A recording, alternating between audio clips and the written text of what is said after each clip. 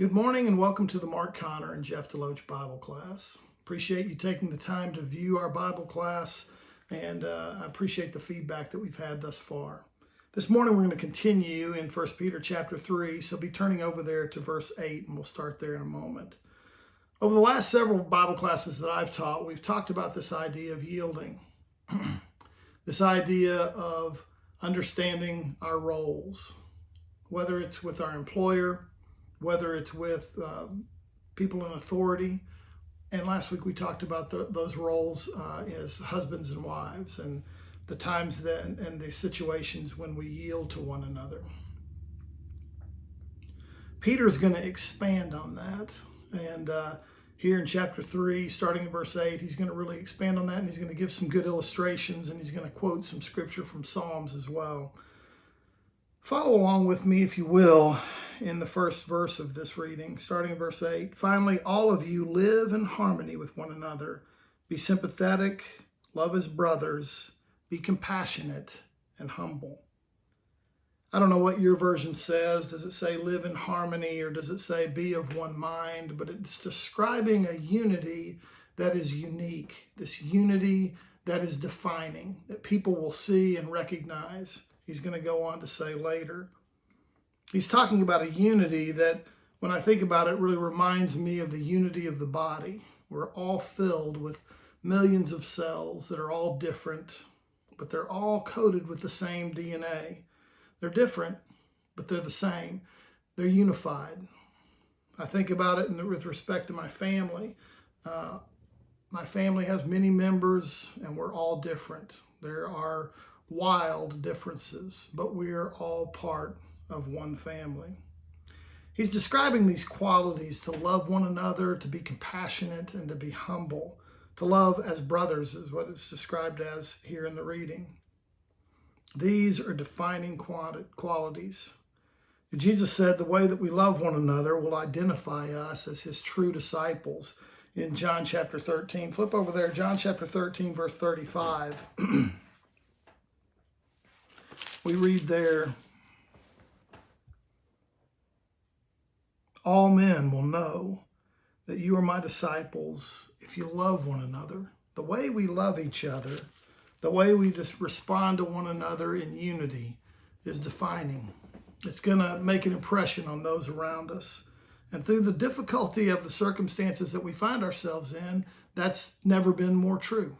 We have to be patient with one another. We have to be compassionate with one another. We have to be humble. We have to love as brothers. He goes on to say, and this provoked a lot of thought.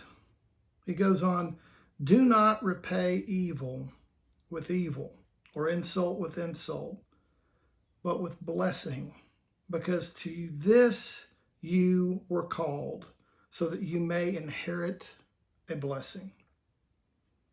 Wow, I mean, do not repay evil for evil. I was thinking about this in my life, and I was relaying a story to Sydney and Max the other day at the dinner table. I was talking about this time. I don't even remember why it came up, but I was talking about this time whenever I was in 4th grade at Highland Elementary. This time of the year in Louisiana is hot and it's humid. And toward the end of school, the school that I went to had 1 week where they offered snow cones. Now, these snow cones weren't free. You had to be able to pay for them. And at the time, they cost a dime. And that's all, just a dime. And you could have a snow cone. Well, I didn't have a dime. I never had a dime. We weren't that poor. I just didn't have a dime. There was never, and we would talk about, hey, could I have a snow cone? And there was one good reason after another why I couldn't. But in the tail end of the school year in 4th grade, my mother sent me to school with a quarter to buy my snow cone and my sister's snow cone. Now, I bought my sister a snow cone at first recess because we had first recess together. And I saved my dime for second recess. And when second recess came, I remember I was hot. I was really going to enjoy the snow cone. And I went to the vendor and I bought my snow cone, a rainbow snow cone. Really the first snow cone I had had at school, and among the first snow cones I'd ever had in my life. We weren't big snow cone people, but I remember I got it, I'm holding it, the juice is running over the paper cup, and it's going to be really good. And as I am sitting there, basking in this snow cone, a wad of wet, freshly cut grass came flying over at me, and it hit me right in the snow cone. And it ruined my snow cone. And I looked up to see who was on the sending end of this insult. And it was none other than the mayor of our fair city, his son, Davy Norris. And I was just filled with rage. And I repaid evil for evil. And we began to fight with one another, and that fight became just a brawl. Something that doesn't happen today in elementary school, but kids were just allowed to fight whenever I went to school. And it really helped us work out our own frustration and hostility, and ultimately we became normally good friends over this. But Davey and I fought. I had him pinned down in a maneuver that my older brothers had taught me, knees on shoulder, and man, I was just really punishing Davey. I finally decided we'd had enough. I said, "Are you done?" He said, "Yes." And I got up and I walked away, and he back punched me. Oh man, terrible, bad move. And the whole fight resumed. And we got separated. Recess was over, and I really didn't think of it much. After that, I was angry. I was without a snow cone, and I'd spent my entire recess fighting in the freshly cut grass. So I was covered with grass, and I was itchy, sticky and itchy. Jesus reminds us in Matthew chapter 5 that it's really of no credit to us to love those that love us. But it is when we love our enemies. The true test of our discipleship is whether or not we can love our enemies. Years later, I was a sophomore at West Monroe High School, and I was enrolled in my classes. It was the first week of school, and I went to my typing class. I know that this is a crazy thing for those that didn't take typing, but we took typing with a Selectric typewriter. Wasn't called keyboard class or computer class. It was literally the hum of a typewriter and 30 kids in there clacking away. My teacher was Miss Norris, Davy Norris's mother. Now, I'm in 10th grade, and it's been 6 years since the snow cone beatdown at Highland Elementary School. And I think, surely, it's going to be okay. And the first day of class was great. She was delightful. She thought I was funny. She was really a sweet lady. The second day of class, I came to class, and she came over to the corner of the room where I was sitting, and she said, "Jeffrey?" And I said, "Yes, ma'am." And she said, "Davy told me last night at the dinner table that you two got in a fight in 4th grade. And I said, "That's right." And she said, "This class is going to be a lot harder for you." And she kind of smiled, this wry smile, and I hoped that she was kidding. And whether she was or not, she ended up being a pretty good teacher, and I guess I won her over with my charm and good looks. But she treated me okay. She loved me despite the fact that it had been brought to her attention that I was an enemy. It's a defining sign of discipleship when we can love our enemies. He describes us as repaying evil with blessing. Repaying evil with blessing. And that's hard to do. The reward for repaying evil with evil is immediate. It's immediate. It's very gratifying to repay evil for evil. But the reward for repaying evil with good is sometimes delayed. But the reward for doing good is better. The reward for doing good and repaying evil with good is much better. He goes on to quote a part of Psalm 34. Follow along with me, if you will. For whoever would love life and see good days must keep his tongue from evil and his lips from deceitful speech. He must turn from evil and do good. He must seek peace and pursue it. For the eyes of the Lord are on the righteous, and the ears are attentive to their prayers. But the face of the Lord is against those who do evil. He quotes Psalm 34 here and demonstrates the returned blessings that come when you turn away from evil and instead do good. Years later, probably 15 years later, in 2000, I went to Shreveport, Louisiana to see a football game, a high school football game between my high school when I was a young man and another high school. In the same game, Springdale High School was playing, and so it was kind of interesting. Or in the same event, Springdale High School was playing. I had graduated from Springdale High School, but I had gone to West Monroe High School at least up until my last year of school. So it was a great occasion for me to go and see the two schools that I went to school at play in separate games at this venue. So I was there. I was there with some friends that I had gone to school with. One of them I had gone to school with all the way back in 4th grade, Mike Williams. And we were sitting there, we were enjoying the game, and Mike said, "Hey, Jeff, you remember in 4th grade when you got in that fight with Davy Norris?" And I said, yeah, I remember. It was a big day. He said, well, I see Davy Norris. He's sitting right down here. I mean, his dad's still the mayor of West Monroe. He had sustained that position for 25 plus years. And sure enough, I looked down, and there unmistakably is the remaining curly hair of Davy Norris. Much older now, but there he was. And I saw him, and I was not filled with rage. I was not filled with anger or hostility, or wasn't even thinking about that snow cone. And I kind of laughed. Mike kind of laughed, and we went about watching the game. And about 20 minutes later, a kid wandered by with a rainbow snow cone.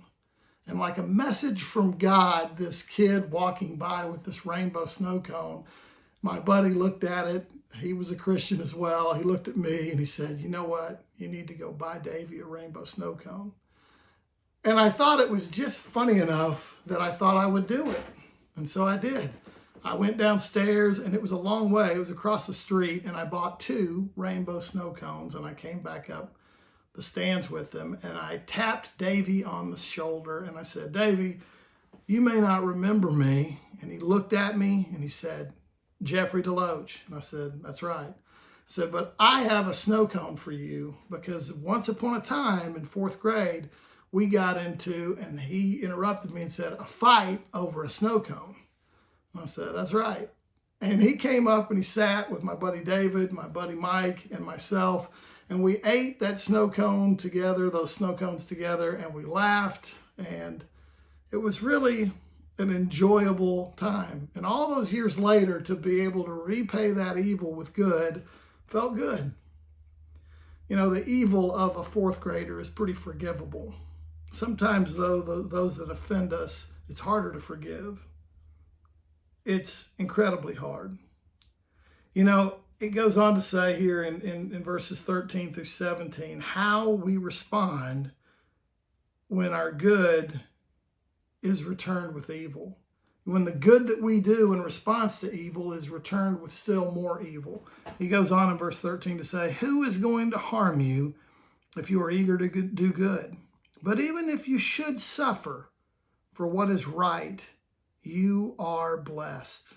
Do not fear what they fear. Do not be frightened, but in your hearts set apart Christ as Lord. Always be prepared to give an account to everyone who asks you to give the reason for the hope that you have. But do this with gentleness and respect, keeping a clear conscience, so that those who speak maliciously against your good behavior in Christ may be ashamed of their slander. It is better, if it is God's will, to suffer for doing good than for doing evil. Better to suffer for doing good than for doing evil. He says here in the early part of that reading, do not fear what they fear. Now, Jesus said in Matthew 10 and verse 28, do not fear them that kill the body, but cannot kill the soul.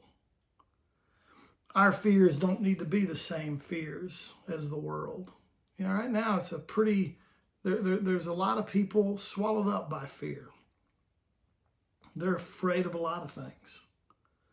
We shouldn't have similar fears that the world has. We shouldn't share those fears, because we have a hope, a living hope, described in chapter 1, that pushes us past these temporary fears.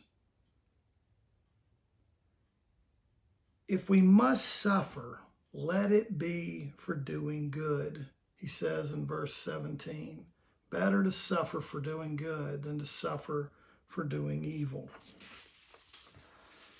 And then the last part I really want us to concentrate on this morning is verses 18 and 19. Follow along with me, if you would. For Christ died for our sins once for all, the righteous for the unrighteous, to bring you to God. He was put to death in the body, but made alive by the Spirit, through whom also he went and preached to the spirits in prison. We're going to stop there. You know, Peter reminds us here that we don't know suffering. Not really. That Christ suffered once and for all. Spurgeon said, the hem of suffering's garment is all we'll ever touch, but Christ wore it daily for us. He defined Christ as the Prince of Sufferers. Peter reminds us that here. He uses this word in verse 18. He says, the righteous for the unrighteous, to bring you to God. This word bring is translated from the Greek to a word that's described as access elsewhere in the Bible, giving us access. Jesus suffered the way he suffered, and he died once for all to give us access or admission to audience with the King. He did good in response to evil. He is the ultimate example and illustration of suffering for doing good. You know, I shared with you the story of Davy Norris. And it's a story really that kind of ends there. I'm Facebook friends with Davy, and or at least I think I am. I used to be. He's a teacher. He's a professor at Louisiana Tech. I don't know what has happened in his life, but I do know this. I know that Davy Norris, wherever he is and whatever he's doing, when he sees a snow cone, he has a different recollection than the one he's had since fourth grade. The snow cone must have represented a beating to Davy in his younger years. But since 2000, so for the last 20 years, I hope that I was able to redefine the imagery that pops into his mind when he sees a kid innocently eating a snow cone. We're called as Christians to respond to evil with good. It's really the ultimate yielding. Denying what we instinctively want to do, repay in kind, and instead repay in blessing. I don't know what about the circumstances of today are challenging your patience, are challenging your responsiveness to evil. But I want to encourage you, as Peter encourages us here in chapter 3, to respond to evil with good, and specifically to respond to evil with blessing. It's hard to do. It's the test of discipleship. It's how we will be known. It's how we will be identified. It's easy to love those that love us. It's harder to show love to those who hurt us. I don't know what you've gotten out of our study thus far and through chapter 3 of 1 Peter, but it's challenging to me. It's challenging to me, and it's a book of great hope. He's asking us to share the hope that we have with those that may not know it. That's all the time I've got this morning. That's all that I have prepared to share with you. I hope you'll continue reading. Next week we'll be in chapter 4. I think it gets even more challenging as we get toward the end of this first letter from Peter. So please be reading, be looking ahead. And until we get back together next week, God bless you. I'm praying for you. I can't wait till the time when we can get back together again and be with one another.